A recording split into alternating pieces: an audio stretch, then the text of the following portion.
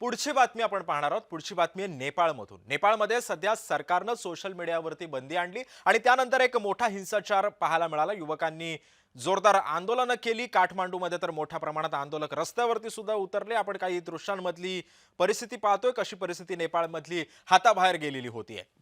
नाईलाजास्तव गोळीबार करावा लागला तिथल्या प्रशासनाला आणि 23हून अधिक नेपाळी नागरिक हे मृत्युमुखी पडले होते। तिथेच महाराष्ट्रामधले सुद्धा काही पर्यटक जे आहेत ते त्या ठिकाणी अडकलेले आहेत आणि जे पर्यटक अडकलेले आहेत त्यांचे नातेवाईक सध्या आपल्या सोबत जोडले गेलेले आहेत। आपण त्यांच्याकडून जाणून घेऊयात। माझ्यासोबत आहेत प्रसाद मोहपे।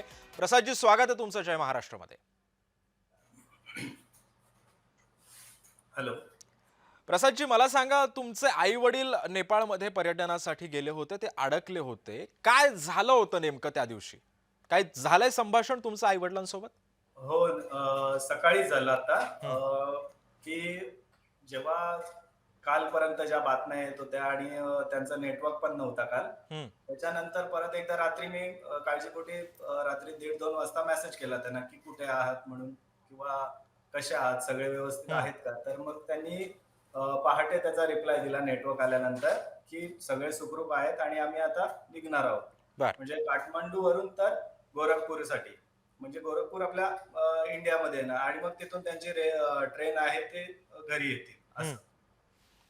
पण आणि प्रसादजी, तुम्ही ज्यावेळेस हा सगळा हिंसाचार उफाळला गेला, ज्यावेळी ही परिस्थिती हाताबाहेर गेली, तेव्हा नंतर काय झालं होतं नेमकं? प्रशासनाने जे बाहेरचे पर्यटक होते त्यांची काळजी घेतली गेली का?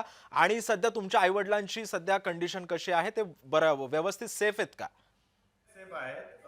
आई-वडीलच नाही तर माझे काका वगैरे पण आहेत. तिथे काका हं, आहेत, काकी आहेत. बरेचसे म्हणजे ओळखीचे नातेवाईकच आहेत सगळे. तेही व्यवस्थित आहेत, सगळे सुखरूप आहेत. आणि त्यांची जी बस आहे ती पण आता निघालेली आहे. हं, आणि जेव्हा हे सगळं चालू होतं, म्हणजे त्यांचं आंदोलन वगैरे दंगल टाइप जे चालू होतं, ते त्या दिवशी ते पूर्ण दिवस एका हॉटेलमध्येच स्थायिक होते. हं. त्याच्या दुसऱ्या दिवशी पण त्या हॉटेलमध्ये त्यांना थांबवलं गेलं आणि तिथे कोणत्याच प्रकारचं म्हणजे पर्यटकांना त्रास होईल असं काही झालं नाही. हं, आणि त्याच्यानंतर जसं आर्मीवाले जेव्हा आले तिथे, म्हणजे हं, नेपाळची जी आर्मी होती ती हं, आल्यानंतर मग त्यांनी सगळे शांत झाल्यानंतर मग त्यांना परमिशन दिली, की आता तुम्ही जाऊ शकता, म्हणजे आजचा जो दिवस. हं. आणि आता ते निघाले.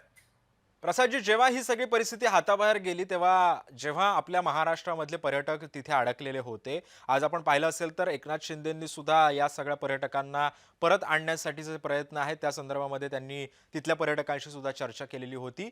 राज्य सरकारचं कशा पद्धतीनं तुम्हाला पाठिंबा मिळाला आणि या सगळ्या पार्श्वभूमीमध्ये राज्य सरकारची भूमिका कशी होती? सरकारची भूमिका अशी तर पहिल्यांदा तर आमचे स्थायिक आमदार हं, श्री किसन कथोरे हं, साहेब, त्यांनी पहिला कॉल केला वडिलांना माझ्या, हं, आणि विचारपूस केली सगळ्यांची वगैरे. आणि त्याच्यानंतर मग त्यांनी सांगितलं, की आम्ही फडणवीस साहेबांशी बोलून मग तुमची नावं वगैरे देतो आणि मग ते तुम्हाला कॉन्टॅक्ट करतील. आणि त्याच्यानंतर आता प्रत्येक जण बोलू शकत नाही, आयएसडी मुळे वगैरे प्रत्येकाचे कॉल लागत नव्हते, म्हणून कधीतरी फोन केला किंवा हॉटेलमध्ये असल्यानंतर नंतर त्यांनी वायफाय वगैरे दिल्यानंतर ते आमच्याशी कॉन्टॅक्ट करायचे. आणि जसं काही जे काही आहे ते सांगायचे, की बाबा आता इथे आहोत, आता आम्ही सुखरूप आहोत, जेवलोय वगैरे, जेवण वगैरे सगळं व्यवस्थित होतं तिकडे सगळ्यांचं, म्हणजे हं. अशी काळजी घेतली जायची. प्रॉब्लेम काही झाला नाही हं, असं. आणि सरकारचे पण प्रयत्न चालूच होते हं. आणि आमदारांचे आमचे प्रयत्न चालूच होते. खरं आहे. नक्कीच प्रसादजी, त्यामुळे आता या सगळ्या परिस्थितीमध्ये तुमचे सुद्धा नातेवाईक हे आता सुरक्षित आहेत। ते सुद्धा आता आपल्या देशामध्ये परतण्यासाठी आता ते तिथून निघालेले आहेत।